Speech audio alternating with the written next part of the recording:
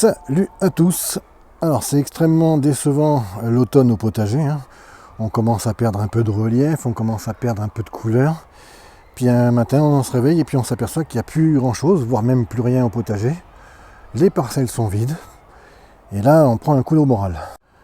Heureusement on peut se procurer un petit regain d'optimisme avec 2-3 choses qui résistent au potager. Comme les fraisiers, où il y a encore des fleurs et même des fruits en formation. Alors, évidemment, je ne pense pas que ça ira jusqu'au mûrissement, mais bon, ça remet un petit peu de baume au cœur. À force d'enlever et de retirer une bonne partie des légumes au potager jusqu'à presque plus rien avoir, arrive quand même un moment où il faut replanter des choses. Et ce moment est arrivé depuis début novembre pour moi, en replantant un peu de petits pois, puisqu'on est dans le sud-ouest et qu'on a un hiver où on peut supporter la culture de petits pois, de mange-tout ici et de fèves. Si vous êtes sous des latitudes un petit peu plus fraîches, un petit peu plus froides, un petit peu plus rudes, c'est sûr que ces 3 cultures, il vaudra mieux les faire sous abri. Mais il y a quand même une culture que tout le monde peut faire en octobre et en novembre, c'est la culture des Aliacées. Ça sera le sujet de cette vidéo, puisque j'ai planté un grand nombre de variétés d'ail, d'oignons et d'échalotes.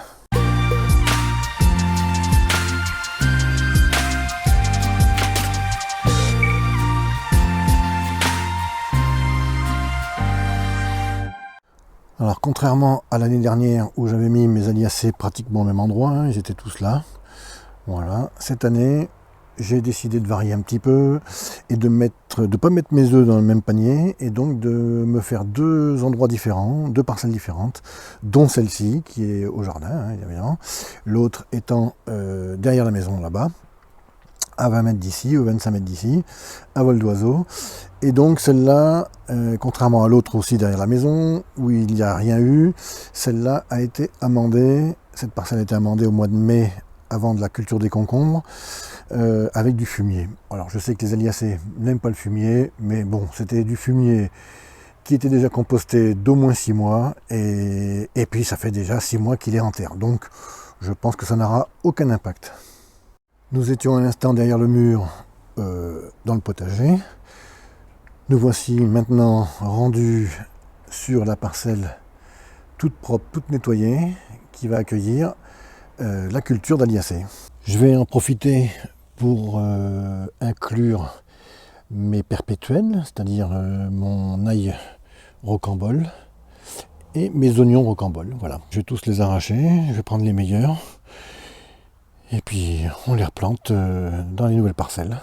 Pour l'oignon rocambole, si il y a des racines, on les laisse. Là, il n'y en a pas vraiment pas beaucoup, mais on peut mettre un petit coup de ciseau. Et ici, on enlève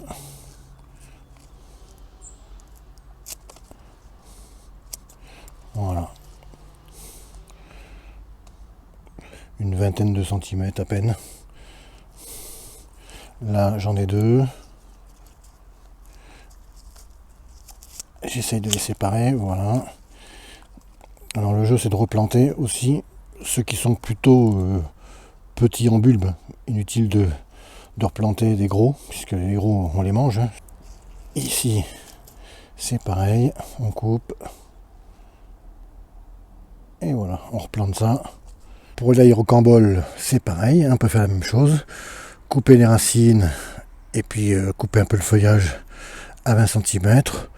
Là je vais cette année essayer de les planter carrément comme ça parce qu'ils sont pas très grands, ils viennent juste de commencer à pousser. Donc à part la racine peut-être, mais sinon je vais les planter telles quelles. Comme vous pouvez le voir, cette année la culture des Aliacées va être très diversifiée, puisqu'il n'y aura pas moins de 14 variétés différentes. Alors si on compte bien ici, il n'y en a pas 14 mais il y en a 13 de présentés, puisque le 14e ça sera l'ail rose de Lautrec qu'on plantera au mois de février. Et donc ici il n'en reste plus que 13 à vous présenter, en commençant par les échalotes. Alors vous avez vu, c'est des sachets que vous connaissez puisque ça vient des mêmes jardineries, je pense que vous. C'est un petit peu dommage d'ailleurs qu'on n'ait pas beaucoup de choix. J'essaierai peut-être quand même l'année prochaine de me trouver une personne ou deux ou trois en France qui fournit des oignons ou de l'ail ou des échalotes, je sais pas, qui changera un petit peu de tout ça parce que c'est vrai que ça commence à devenir pénible d'avoir toujours d'année en année toujours les mêmes sachets à acheter. Mais bon, on va en rester là pour cette année. Donc dans les échalotes, j'en ai acheté 4 sortes évidemment. De la Longor, de la Germore, de la ronde Red Sun et de la Griselle. Dans l'ail, alors l'ail blanc évidemment, Messidor, et l'ail violet, Germidour. Après on passe dans les oignons, alors tout ça c'est en bulbe, en bulbille, avec le Stuttgarter Riesen et le White Ebenezer. Voilà, l'oignon blanc. Et en oignon rouge, j'ai du Red Baron. Voilà. Alors là, maintenant, ce sont mes perpétuels que j'ai depuis plusieurs années, comme l'ail éléphant. Ici, j'en ai une vingtaine de bulbes. Ici, mon ail rocambole. Et puis, celui que j'ai depuis 2 ans aussi, je crois, ou 2 saisons, mon oignon rocambole.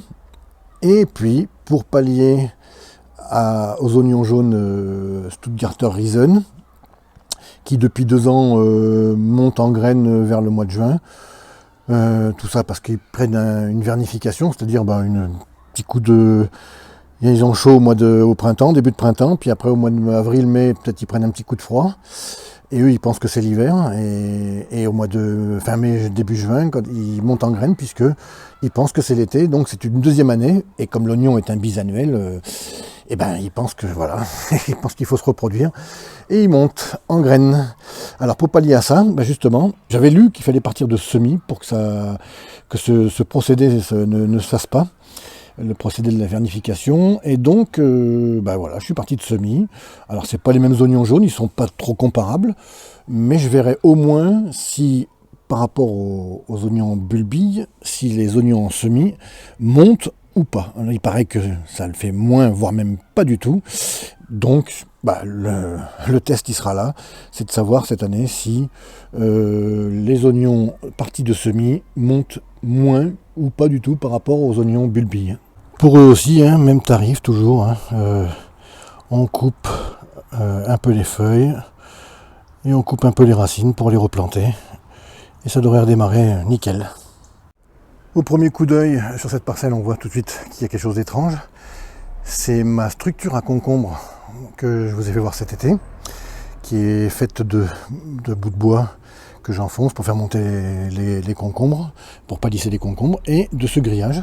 Alors pourquoi je l'ai mis au sol comme ça? Tout bêtement parce que les carrés faisant 10 par 10, et que moi je plante tous mes aliacées en 10 par 10, je me cale à gauche et en bas du carré, et à gauche et en bas du carré, et ça me fait, vous voyez, ça fait un trou, ça fait un repère, à gauche et en bas, hop, à gauche et en bas, à gauche et en bas,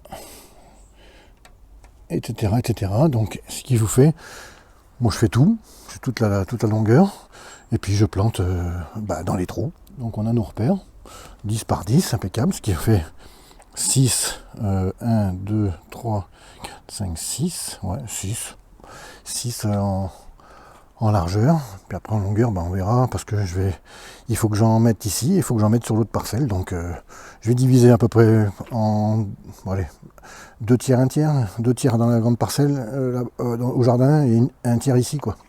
Donc ici, je fais mon trou, je l'agrandis et je mets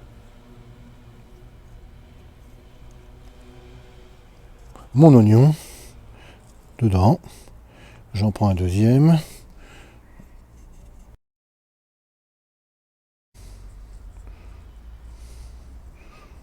Voilà. Je l'enfonce pas trop. C'est devenu un réflexe.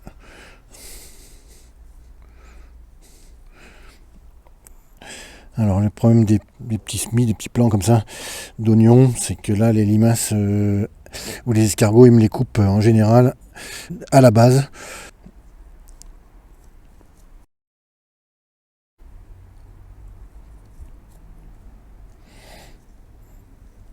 Là, c'est assez profond. Voilà, je vais arrêter là. Je vais en faire 4 rangées. Là, j'en suis déjà à 2. Ça va très très vite. Voilà. Une petite particularité pour l'ail éléphant. Alors, l'ail normal, hein, quand on le plante, on prend le cailleux, on l'enfonce, et moi je laisse dépasser à peine voilà, le petit bout. Autant l'ail éléphant demande de faire un trou assez profond, entre allez, 4 et 8 cm. Voilà, parce qu'on a déjà un bel engin. Alors j'ai fait un trou de, oui, de, je dirais 5, et je vais le mettre vraiment au fond. Et on rebouche. Voilà. Alors c'est la différence qu'il y a avec l'ail. C'est beaucoup plus profond. J'en ai presque fini avec toutes ces plantations. Avec les étiquettes aussi. Voilà. Ici, il faut que je remette un petit peu de terre par-dessus.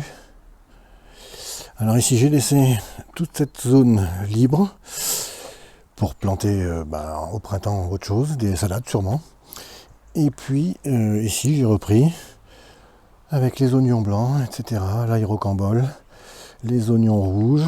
Pareil, il faut que je remette un petit peu de terre dessus. Dans la poubelle et ici, c'est du broyat de bois. Donc je vais mettre 3-4 cm d'épaisseur de broyat de bois.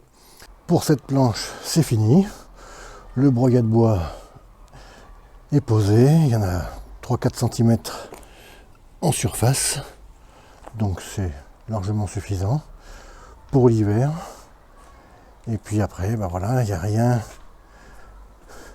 jusque là. Ici, il y aura en février mon ail rose qui viendra se rajouter. Et voilà. Pour cette parcelle, c'est ok. Si comme moi, au bout d'une journée, les merles facétieux et autres oiseaux fouilleurs vous ont tout retourné, il s'impose alors de mettre un filet anti-oiseaux. Ils ne tireront pas sur les queues des échalotes et ça évitera tous ces désagréments. Au potager, la planche qui était prévue pour recevoir la plantation de mes Aliacées n'a pas suffi. En fait, il a fallu une deuxième planche de 4 mètres carrés pratiquement pour finir de planter tout ce que j'avais à planter. Les deux planches ont reçu sur quelques centimètres un paillage plutôt carboné puisqu'il s'agit d'une haie qui a été broyée. C'est pour ça donc qu'on retrouve de la feuille aussi bien que des petits morceaux de bois.